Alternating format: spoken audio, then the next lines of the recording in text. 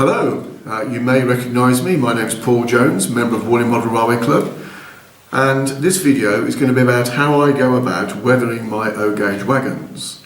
And the whole purpose is to try and get from this wagon here, which is one of our limited edition wagons that we had prepared for last year's exhibition, J. Jones and Sons, number 40, to this, which is the wagon after I've weathered it, and this is a relatively straightforward process, but the general consensus seems to be it gives quite an effective result, and I hope you'll agree. So that's what we're going to do, and I'll show you some of the materials I use. The materials are on the left hand side here, and it's a mix of some enamel, some gun glue, and a variety of weathering materials. I like these life colour acrylics. This is all done with acrylics, by the way, no enamels apart from a little bit which I'll come to later, and weathering powders. There's a number of these. There's some Humble ones, this is a Wilder one, and then there's some Tamiya ones and some old cars weathering powders I've had for some years. So that's what we're going to use, so let's see what happens.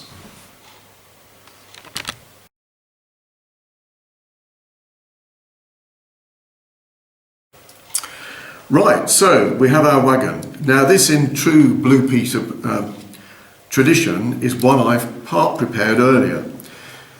You may have seen on the original wagon that we had prepared, the running number was 40, and that was to represent the fact that I'd organised 40 Warley shows at the 2018 exhibition.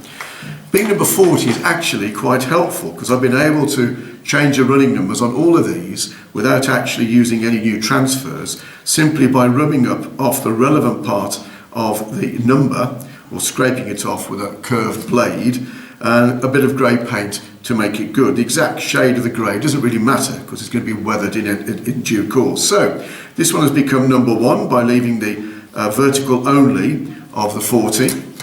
This one here, one of my previous ones, is number 10 by taking out the 4 corner, and this one here is number 4 by taking off the 0. So with a fairly straightforward process, I've changed the numbers. Now these are Dapol wagons, and an issue I've found with Dapol wagons concerns the couplings.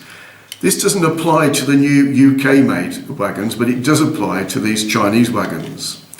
You will see there that the link doesn't come round over the hook, or if it does, it's very stiff and it's not really suitable for efficient shunting. So what I do, and I've done on this one here, I take the hook off. There's a C-clip to hold the spring in place. I just take that apart, pull the spring out and pull the hook out. I then I then file the hook thinner where the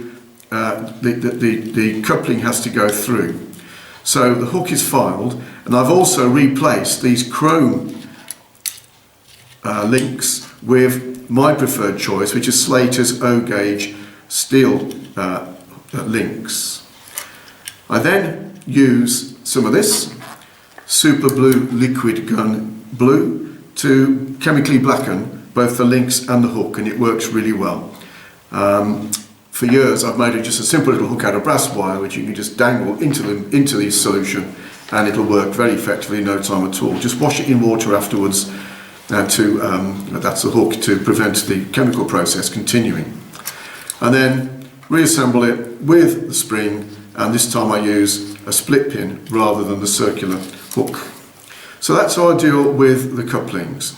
So that one's yet to be done, that one has been completed.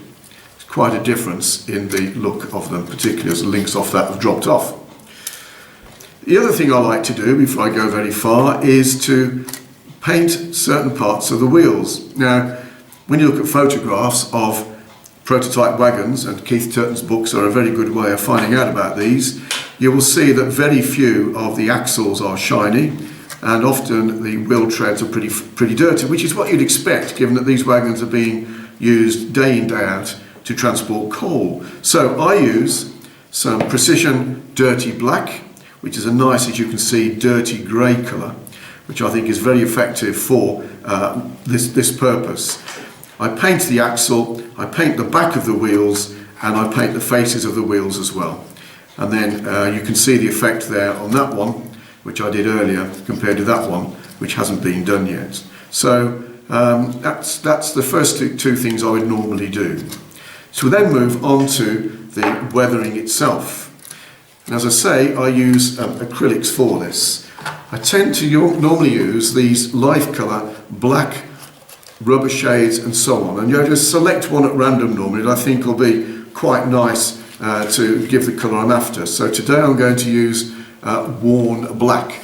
These boxes of light colour sets are generally available from model railway shops and around the trade. I have used others. These are some weathering acrylics I bought a little while ago, and I've used these as well for different things. These are Tensorchrome, and these are also excellent. The great thing about acrylics is that they dry pretty quickly, and they're quite easy to use. And this is a very straightforward process of the way I go about this. I suppose I ought to give it a bit of a shape first. But all I do is quite simply get some paint on the brush, slap it all over the side of the wagon.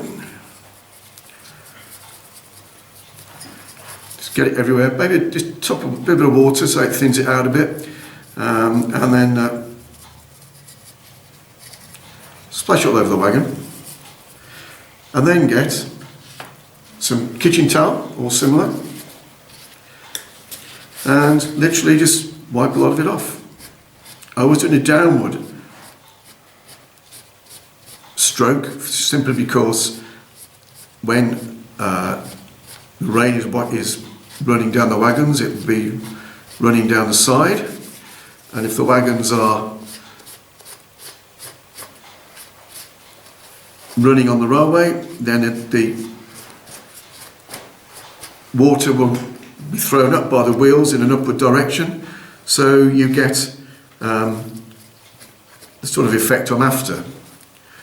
Now you will find that a lot of the grey, doing it that way, remains in the cracks and the door area, etc., and in the planking, which is the sort of effect we're trying to get. Now if I'm not happy with it entirely, I'll quite simply just put a bit more on when I might want a bit heavier weathering, and just wipe it off a bit.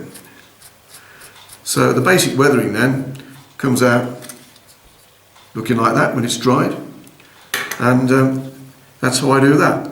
I might also do a bit more around the but the point about thinning it a bit is you will see that the very nicely printed Gloucester plates and so on are still visible, which they probably would be. You can see it better probably on that one I did a little while ago. So it's as simple as that really, and then I will do the ends exactly the same, obviously the other side, and the end there. On these wagons I will also do the interior, and again it's the same principle, just slosh on some paint, some of the acrylic paint all over and all around the floor and so on, and then wipe it off.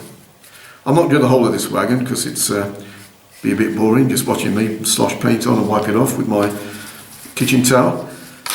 Well, this wagon, the door's open, so you can actually put a bit of weathering around the inside of the door frame. So if you were to make a diorama with the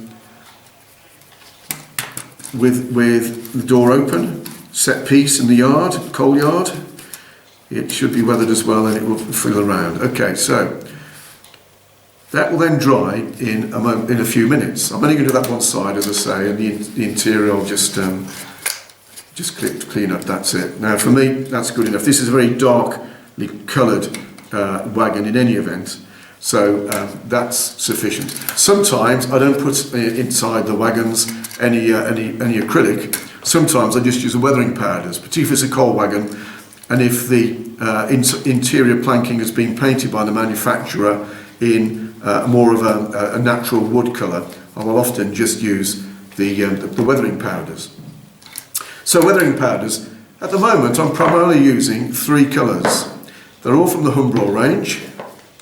For wagons I use smoke, a nice sort of very dark grey, iron oxide, rusty, and dark earth.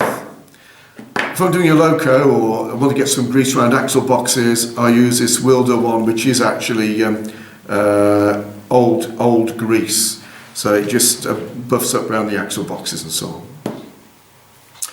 These Tamiya colours can be applied as well. They're applied with a little brush. I believe actually this is some sort of makeup device, not something I've ever had any experience of, but I'm told that's a makeup device. If you have a nice lady who might have some spare ones of those or ones of those, they could be useful.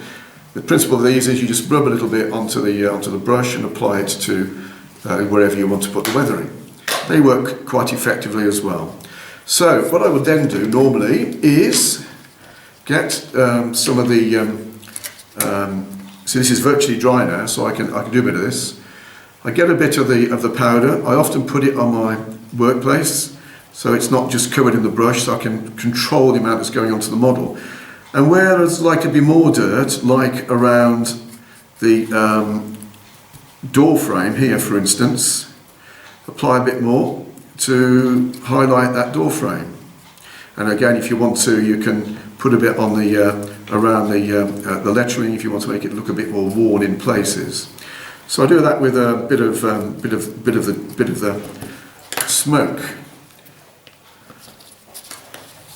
Inevitably there'll be a bit of rust on some of these old wagons, because all these wagons have been around a long time, spent a lot of time in sidings. So a bit of the iron oxide is quite useful. And again, I'll do the same thing. Apply a little bit onto there so I don't get too much on the brush. And just put a little bit around the where I think there might be a bit of rust showing through. And maybe a bit on the wheels if they're getting a bit rusty. And certainly these weathering powders do, well, I haven't done that wheel, have I? It's only that one. Certainly do tend to highlight some of the detail and so on, which I think is quite effective. And then I use the dark earth, just maybe to give a little bit of colour where, when it's been running along the railway, you get a bit of dust thrown up and so on. So just a little bit sort of coming up where you might see it from the coming up from the track work, etc. You'll see I'm wearing some vinyl gloves. If you don't, you're going to get very dirty hands. I don't know if these weathering powders are an irritant or not, but I prefer not to take the risk. So I'll buy some, because these are readily available. I know Roger Lewis at Squires, they sell them by the 100. Very useful, see them at shows. So what's that look like? Yeah, that's giving me quite a nice weathered wagon, I think. So when I've completed all that, just put these powders away so I don't knock them over inadvertently. When I've completed all that and it's all dried off on the whole wagon, what I like to do is model an empty wagon rather than a full wagon, because I actually fill the wagons with coal when I want a full wagon. And inevitably there's a bit of residue left when the coal has been taken out. Perhaps a little bit too much residue in this one, so I'm sure the coal merchants wouldn't leave as much as this in a wagon. I achieve this by, this is actual coal, in this case actually Welsh coal. I crush it up and I like to get small bits, dab a bit of PVA glue with a cocktail stick or similar to where you want the bits of residue to remain. Sprinkle on the the coal dust and a few little bits of coal, nothing too big. Leave it to dry, tip it upside down, shake off the excess and capture it, and then you've got a bit of interest inside the wagon as well as on the outside. So we can get from that to that in what I think is a fairly simple, straightforward process using acrylic paints, and I have been complimented on the effect of this weathering process. So give it a go and see how you get on. Thanks for watching.